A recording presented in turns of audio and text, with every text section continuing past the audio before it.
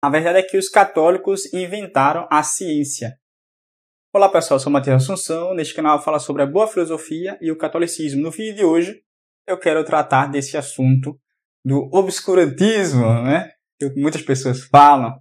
No fim das contas, a religião, a igreja, causou obscurantismo na ciência, não é? E impediu o progresso científico.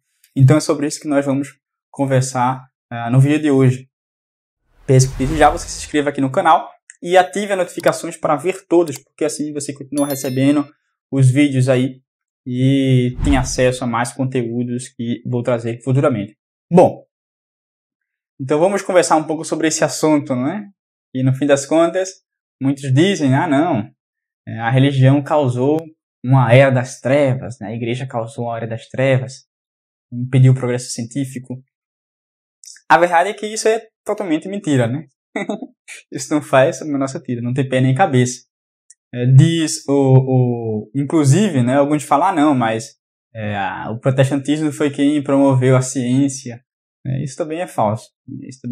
A igreja, mais do que qualquer outra instituição, a igreja católica foi quem promoveu o progresso científico, e isso pode ser observado ao longo da história, como nós vamos ver aqui, e principalmente quais são as razões, não é?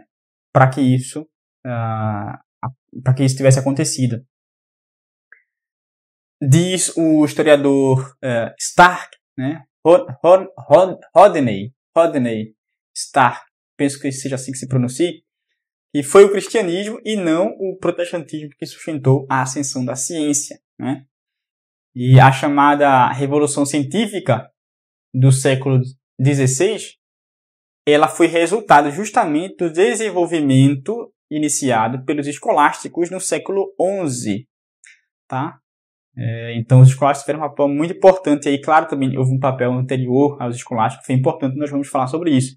Mas por que os escolásticos interessaram-se pela ciência? E por que na Europa e nesse período? Por que a ciência não nasceu em outra região, não é? Porque a ciência não progrediu, melhor dizendo, em outra região, não é? Então, é isso que nós vamos tratar aqui. Quais são essas razões? E por que a ascensão da ciência não aconteceu antes também da Idade Média? Como a teologia católica deu origem a essa ciência? Porque é esse o cerne da questão. É em razão da doutrina católica que houve um progresso científico. Bem, vejamos primeiro as demandas da ciência, não é? A ciência atual, ela possui um específico método de investigação da realidade, que é justamente conduzir experimentos na natureza. Então ela busca fazer o quê? Fazer medições, quantificar as coisas, mensurar as coisas para poder ter resultados. E assim consegue-se formular teorias sobre a natureza, né, das coisas. Aí nós temos as leis baseadas justamente nessas medições.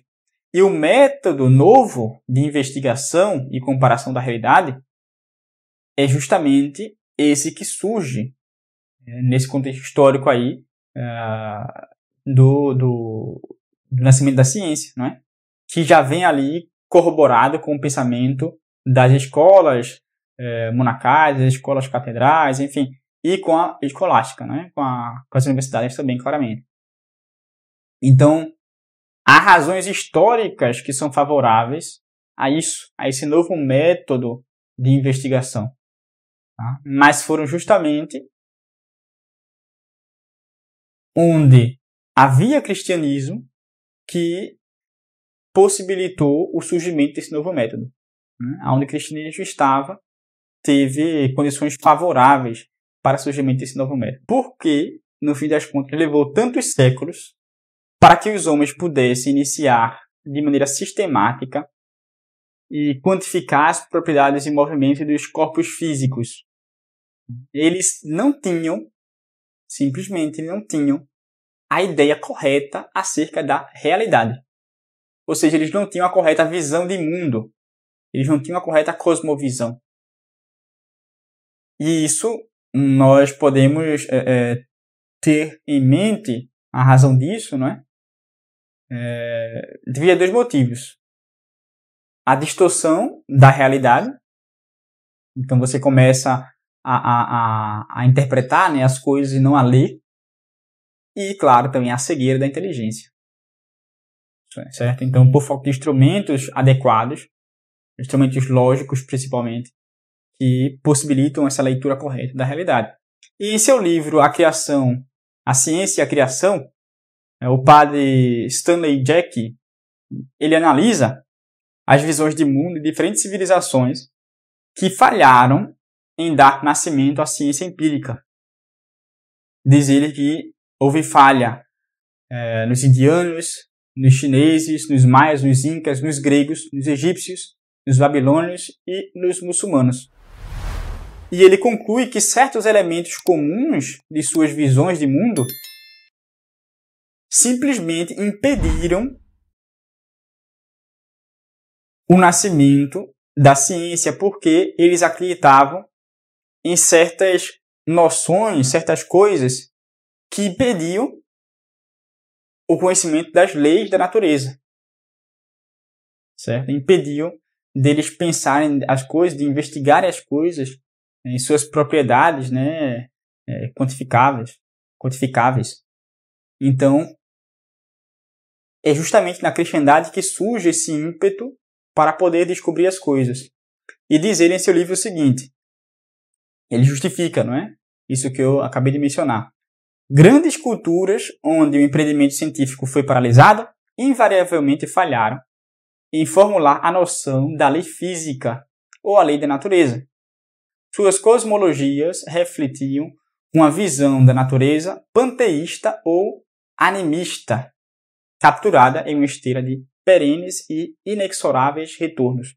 Então aí nós temos, né, o panteísmo e um cosmos cíclico que impedia justamente esse progresso científico. Isso é muito claro quando a gente estuda a teoria da filosofia na questão dos povos dos chineses, né, dos hindus, enfim. Você vê todo o problema ali do panteísmo, da metempsicose, enfim, todas essas questões aparecem, não é? Realmente, essa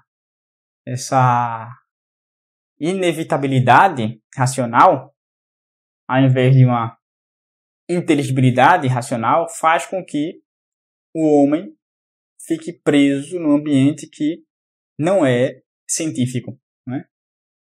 Eles evitam esse ambiente racional realmente por motivos diversos, seja por contexto histórico, mas principalmente aí, diz o padre Stanley, né? Stanley Jack, diz ele que principalmente em razão aí da cosmovisão deles que eles possuíam, né? E claro, a religião está influenciando nisso, né? Evidentemente, esse é o ponto principal. Com as suas superstições, seus mitos. Então, o que ajudou na invenção da ciência? Foram duas verdades. A verdade da criação e a verdade da encarnação.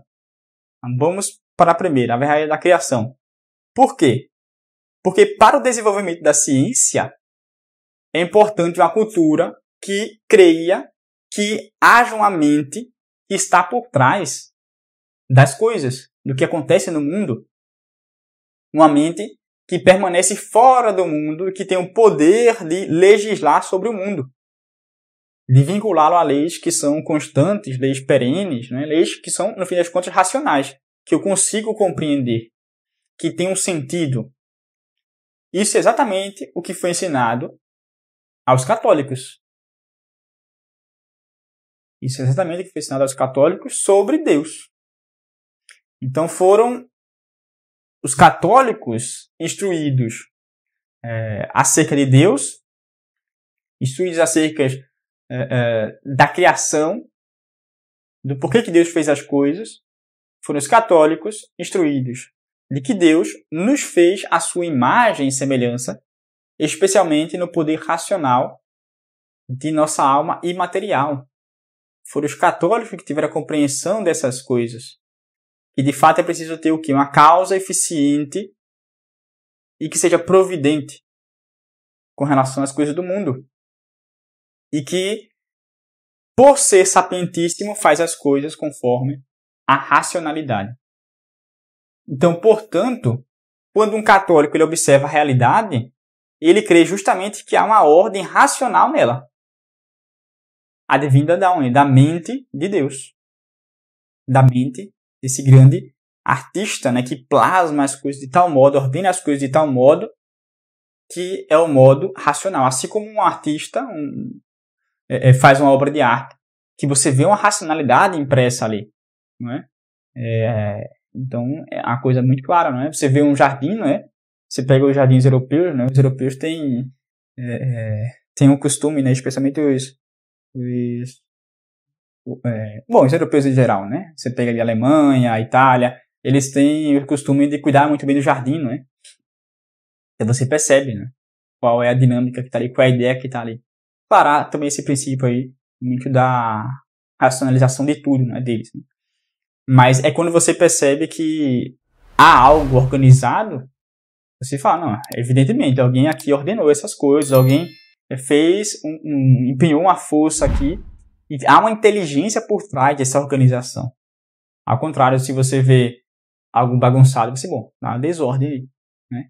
Então isso é muito claro, né? Nós vemos uma ordem nas coisas, e é disso que nós conseguimos perceber, desse efeito que nós percebemos que de fato há um Criador. É Deus, com a sua própria inteligência, que ordena as coisas. E essa visão de mundo engendra uma grande confiança de que nós podemos descobrir as leis inerentes à natureza das coisas. Não simplesmente, né, como muitos fazem, interpretar, impor a própria vontade, no desejo, enfim. Não, isso não. É a leitura da natureza das coisas. Entender, compreender como as coisas de fato são. E isso os escolásticos fizeram.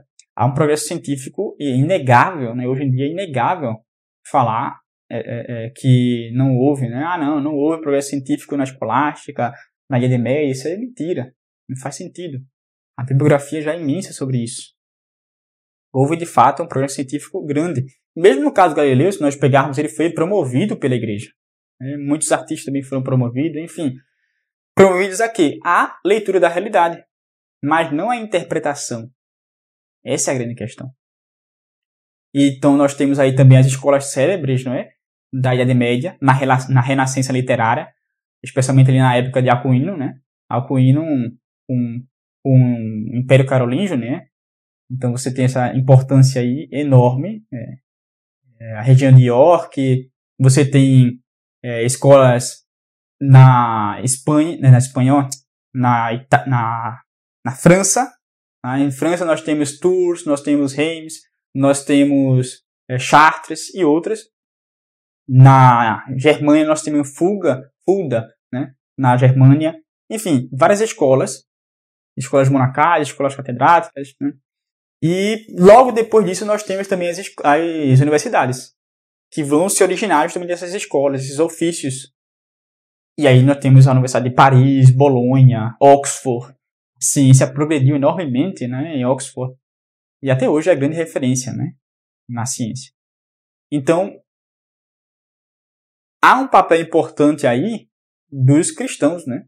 E de fato, eles que fizeram nascer a ciência. Outra coisa importante é que a hierarquia das faculdades da alma do homem se assemelha ao que se passa em Deus. Nós temos o quê? Nós temos a inteligência e temos a vontade. A inteligência superior. E o que é cada coisa? A inteligência é a faculdade pela qual se conhece algo material ou de maneira abstrata. Não é?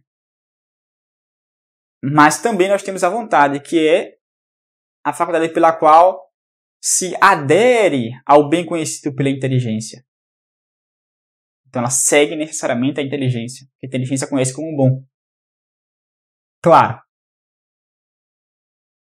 há uma primazia da inteligência sobre a vontade. E é justamente isso que nós conseguimos compreender em nós, somos seres racionais. Deus também é assim. Deus é assim. Deus, ele trabalha com sua inteligência e ordena as coisas de tal modo que ele imprime nas coisas leis. E nós conseguimos entender, compreender essas leis porque nós somos semelhantes a ele. Nós somos feitos à sua imagem e semelhança. Então nós temos o quê? Nós temos essa sabedoria. E é porque nós reconhecemos que nós de fato somos racionais, porque nós sabemos, né? Somos feitos à imagem e semelhança de Deus, e é próprio do sábio ordenar as coisas. Então é possível ler a realidade feita por um ser racional, Deus. É possível compreender as coisas que ele colocou na natureza, as leis que estão ali. Então a criação nos permite saber disso. Então essa é a primeira verdade. A segunda coisa é o dogma da encarnação. Historicamente, em razão da mudança, como é que as coisas mudam, a matéria não tem inspirado muita confiança entre os pesquisadores, não é? Nós vemos aí historicamente a peleja de Parmênides e Heráclito pela definição do ente, logo depois, não é? Bom, Parmênides fala, não, tudo permanece, nada muda, Heráclito, não, tudo muda, ninguém confiava direito na matéria, né? Depois Aristóteles vai conseguir resolver esse problema com a sua tese, a belíssima tese da potência do átomo, e os filósofos.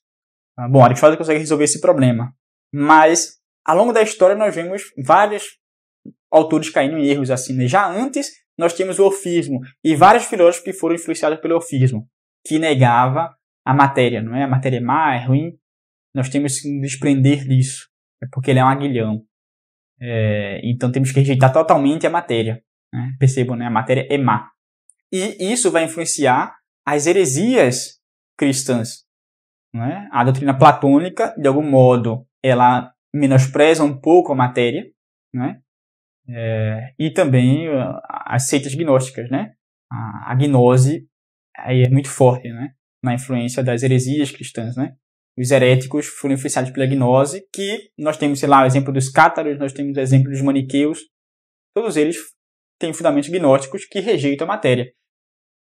Diferente de outros povos que consideravam a matéria má, os católicos da cristandade tinham que abordar a matéria com seriedade.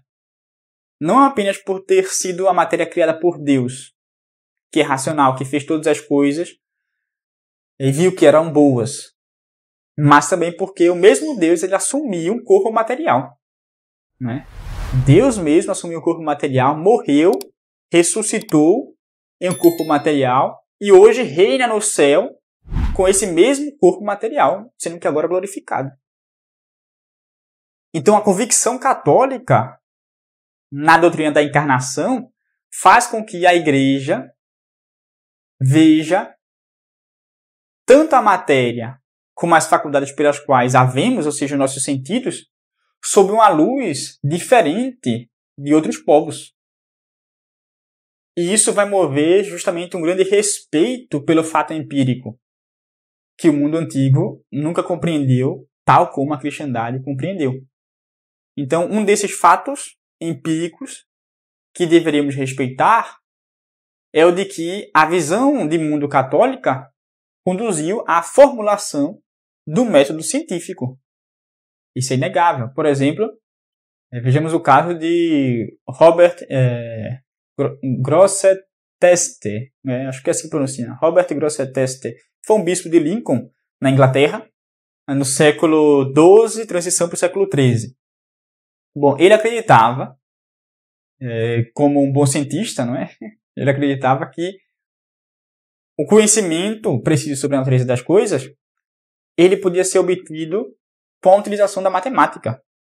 E deveria se utilizar a matemática, ou seja, deveria mensurar as coisas. E também dizia que era a função do cientista formular assim, hipóteses sobre a causa do fenômeno estudado. Então ele acreditava que apenas quando o cientista ele controla a sua observação e indaga a natureza corretamente com perguntas certas, de modo a eliminar todas as outras possíveis explicações, somente assim ele estaria apto a concluir que sua hipótese, no fim das contas, é a hipótese correta. E vejam, isso é justamente o método científico atual. O método científico, ele preza justamente por essa precisão de metodologia, rigor matemático, e o estudo sério do fenômeno, do que acontece com aquele fenômeno. Então, o método científico, ele não existiu na maior parte da história do mundo. Essa que é a verdade. Porque ninguém experimentava com os corpos físicos e quantificava-os, né? Ninguém buscava neles descobrir leis de natureza, porque simplesmente não havia uma cosmovisão adequada para isso. Houve, de maneira muito particular, a visão de um mundo católica, a visão de mundo teológica, no fim das contas, a visão de mundo católica encarnada na cristandade medieval, inspirar nos homens esse desejo pela investigação acurada dos corpos materiais, que poderia revelar, assim, leis que são perenes, leis que são racionais, que eu posso compreender. Então, eis aí um grande fato histórico, né, que é inegável. Foi a Santa Madre Igreja Católica que deu nascimento ao empreendimento científico. Se inscreva no canal e caso você queira aprender mais sobre filosofia e outros assuntos, ciência, você pode assinar o plano Saber e Pensar apenas R$ 37,97 ao mês. O link está aí na descrição. Nos vemos no próximo vídeo. Tchau, tchau.